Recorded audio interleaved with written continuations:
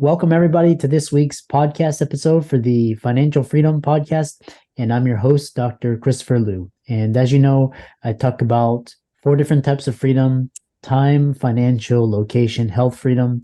And I'm always interviewing entrepreneurs, thought leaders, people influencing the creative landscape. So today we have Rachel, and her mantra is the difference between alive and living. And we're going to be talking all about wellness, burnout.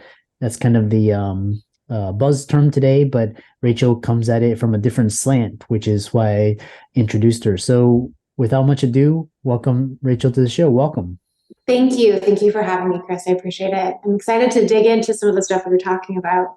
Yeah, I know, especially mental health, burnout, work-life balance, trauma, healing. These are kind of the buzz terms. And tell us more about your story, how you got into the space, what you do, and we'll go from there. Yeah, sounds good. I mean, I think, and I don't know to the degree that you can relate to this, but so many of the people that I meet that are kind of in the care world, they got in it to quote fix themselves first, right?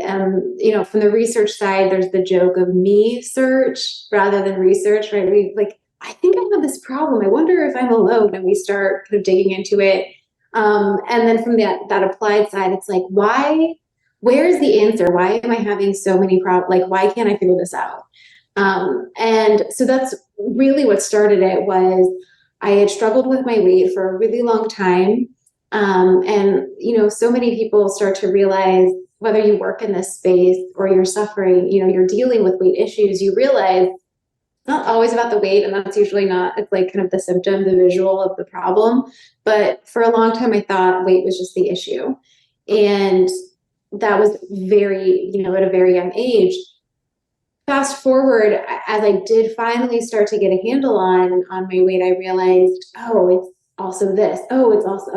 It's everything. And as I just kind of tried to become the expert to quote fix myself, because I couldn't find the resources that I needed, when I did finally start to be at a place where I felt balanced, healthy, I was excited. I looked in the mirror and I was like, I loved what I saw staring back at me, and life was just grooving. I wanted to be the resource for other people that it took me so long to find.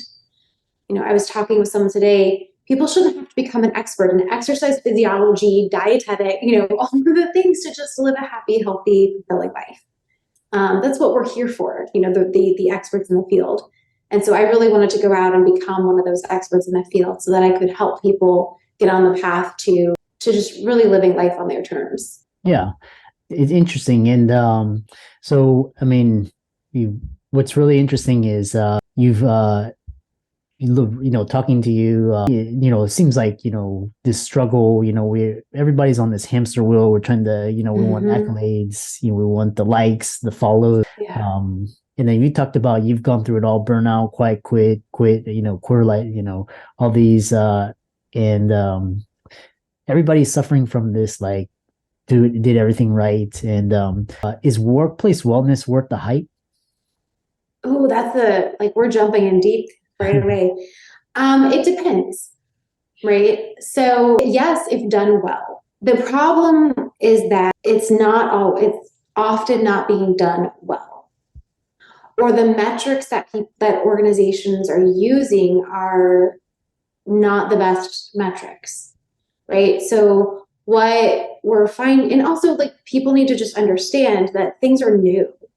Right. And science is always meant to evolve. And so I think that's one of the issues is we just, like, in general, the population, it's hard to we're not trained to think like scientists and accept that there's not a hard and fast for everything, black and white.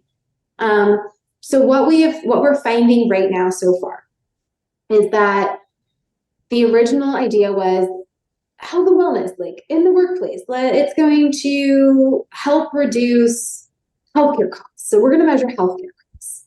And there was some evidence for that, but mostly there's just too many variables, right? Like, you can't control if your employees are going to drink or eat X, Y, and Z and not move and be stressed out, and that affects weight, and that affects health. And then you have issues with, you can't mandate that they do certain biometric screenings. And so it's a hard thing to measure. And then really say that this is definitively causing the reduction of the increase. But what you can find, and what we are finding, is that done well, workplace wellness, or workplace well-being is really kind of what it's called. Workplace well-being program, when effective, can improve customer service or client service, depending on the nature of your industry. It can improve engagement. So employee engagement is a big thing that people are looking at right now. And it can improve turnover.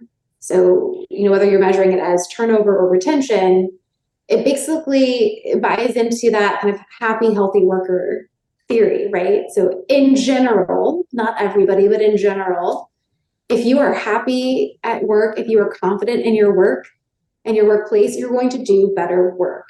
And that translates into a better organization. Yeah, I love that.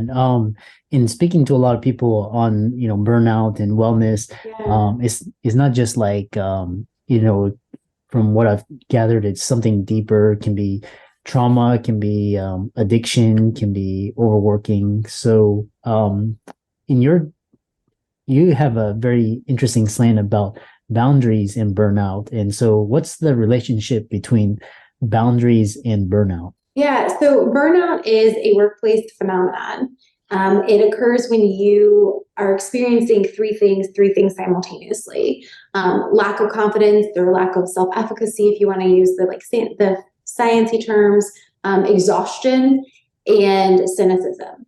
So, it could start with exhaustion and kind of escalate, but essentially it is when you are beyond stressed, like chronic stress to the extreme. You are just, if you had to move off the couch like that, just the thought of that, literally or figuratively, is too much. So feeling just this immense exhaustion, feeling cynical about the job, like this place is stupid, I don't want to be here anymore, that kind of attitude, even if you used to love it. Or just not finding joy in other things. So your burnout with work could be affecting, you don't want to work out anymore, and you usually love to do that, right? So you just start to feel a little bit more cynical. And then lack of confidence, lack of self-efficacy. Like, I don't even know why I'm here. I suck at this.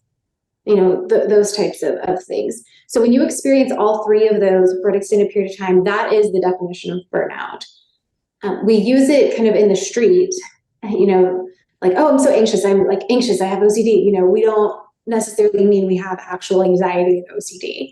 So the word gets thrown around a lot, but there actually is a definition to what burnout is. Regardless of if we're talking, quote, legit, true burnout, or just like, oh, so burned out, boundaries are a huge thing. If you don't have boundaries, you will get burned out in whatever way you're using that word, right? Boundaries so it starts with having self-awareness and being able to communicate that. And I often talk with my clients, there's a difference between knowing and setting boundaries and actually enforcing them. Right? So you have to know what they are for you. Start, take the initiative to set them, and then continue to enforce them. And that's just a way of protecting your time, your energy, your space, your needs, so that you don't get burned out. Yeah, it's interesting because and how do a lot of people, especially doctors, they're not really good with boundaries, especially with time, and they're really sick of their 9 to 5. They want to be entrepreneurs. How do they set boundaries just in their workplace, personal life, as well as if they're going into entrepreneurship? Yeah, I think, and I would love to hear a little bit more from you too. Because there's different types of doctors, right? So, and I'm not talking about the PhD people, which is what I would be, but or will be, to be clear. I wouldn't want to take that term before I fully finish. But are you in shift work? Are you working in emergency medicine? Are you a family physician? Are you ear, nose, and throat? Everybody's kind of experience as that doctor, it does depend, but the demands are high, right? And we know this. People are dropping out, to your point, and they're looking for ways. I love that you focus on kind of financial well-being, and that's so huge. I think the biggest thing, especially if doctor or really any business professional is doing something on the side alongside their full-time, they need to be aware. It's doable. You just need to be aware of kind of what we call role conflict or role stress, which is what it sounds like, right? When you're wearing multiple hats and they're kind of conflicting, especially if you're I feel guilty when I'm here because I should be here, and I feel guilty here, and I never sleep, and burning the candle at both ends and all the things. That's when it's really not going to be very helpful for you. Mm-hmm. But if you can find a way to integrate them synergistically, Mm-hmm. then it can. What researchers are finding is that side hustle, that side thing, can actually boost what we call your resources. It can be a benefit to your primary job, not a detriment Mm-hmm. to it. So I think for that, if somebody is looking for something on the side and they want to, make sure that it fills their soul, feeds their life, and doesn't take away from it, they should be mindful of, what should I pick that's going to integrate with my lifestyle in a way that supports it, not just what is the hot new thing, Yeah. And this brings me to the next question is, ultimately in life, it's kind of like quality of life. And then, but we get mixed up because we think, we have to, basically a means to an end, and, we get into this workplace hustle and workaholic. So what's the most important goal? Is it happiness? Is it freedom? Is it well-being? You talk about why happiness is not the most important goal. Yes, I love that you asked this question. And I will, my disclaimer is I'm not like anti-happiness at all. Happiness is great, but it's not the only thing. And I'm taking this from a lot of work by Dr. Carol Riff. It's, if anybody wants to look at it, her last name is Ryff. I will not nerd out on you. Feel free to cut me off. It's related to what my dissertation is in, but there's essentially the nuts and bolts of it, that there's two types of well-being. And there's what we call hedonic, which, if you've heard of the word hedonism, right? So it's happiness, it's life satisfaction, it's pleasure.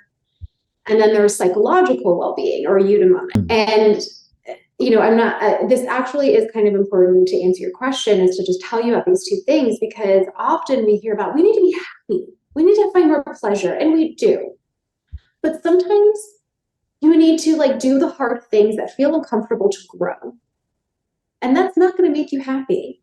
And it may not bring you pleasure, right? Sometimes the ice cream might bring you pleasure, but is it going to be helpful for you to nourish yourself and grow and hit your goals to be a better, maybe in that moment, yes, but maybe not, right? And the ice cream is just low-hanging fruit example. But we need autonomy. We need to feel confident.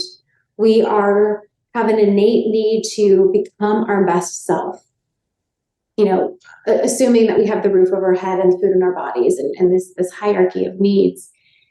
And so psychological well-being is looking at autonomy. So do you have control over your life? Do you have control over your environment, environmental mastery? Do you have healthy relationships with others? All these other areas that happiness doesn't necessarily cover, or pleasure doesn't necessarily cover. And actually, sometimes they're in conflict. And what the research has found is that psychological well-being has a greater impact on your health, these various biomarkers of health. And so it's not that one is bad and one is good. It's just we need both. Interesting. So when you talk about, when people are listening to this is a really interesting slant, and they're saying, okay, I'm burnt out, what do I do? Or if you're a business owner, how do you keep employees from burning out? What are your thoughts on those? Yeah, I mean, prevention is obviously, no matter what, way better than trying to find a cure and coming back. So to start with prevention, I mean, the biggest thing, you asked me earlier about boundaries, right? I think everything comes down to self-awareness and communication. Right? Communication with yourself and communication with other people.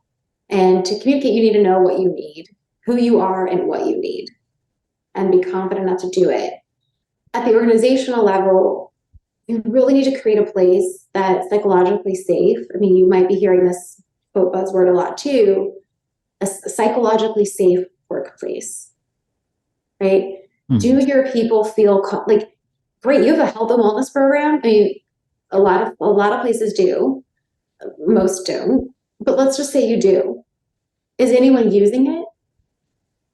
They might not be using it because they don't know about it, but they might not be using it because they don't feel like they can. right? Their managers aren't using it, the senior leaders aren't using it, nobody else is using it, their workload is too high, they don't feel like they have time, they feel like they're going to get penalized. If they ask the question of, hey, can I leave early this day to go take care of whatever and finish up at home, they might feel like they're going to be punished for that. Mm-hmm. Right? So is your workplace psychologically safe enough where people can, bring themselves and be honest and speak up about issues and ask for what they need? Mm-hmm. So that's kind of the first step is creating a psychologically safe workplace. And the American Psychological Association has a number of resources. Actually, a different APA, American Psychiatric Association's Work Life Unit has a number of resources, as does the the CDC's Total Worker Health Program has a number of resources that managers can tap into. People can contact me directly and I can send them the links. It's all, available. So it really does start with senior leaders and managers creating a safe space, and then leading by example, words and actions. Yeah, you've given a lot of good tips and a lot of great insights. As we near the end of the show, I usually like to ask one like deep, profound question, and one of it is what's the one thing I should do for happiness, health, and longevity? If there was like one thing, I'm curious to hear your thoughts. One, I have to pick one. Move more. If I can really characterize it, I'd say move more outside. Yeah, movement is like it'll change your state, it'll change your physiology, basically, and put you in like a more resourceful state. Breathe. Absolutely. So yeah, everything. Even a lot of times people think, oh, movement, weight loss.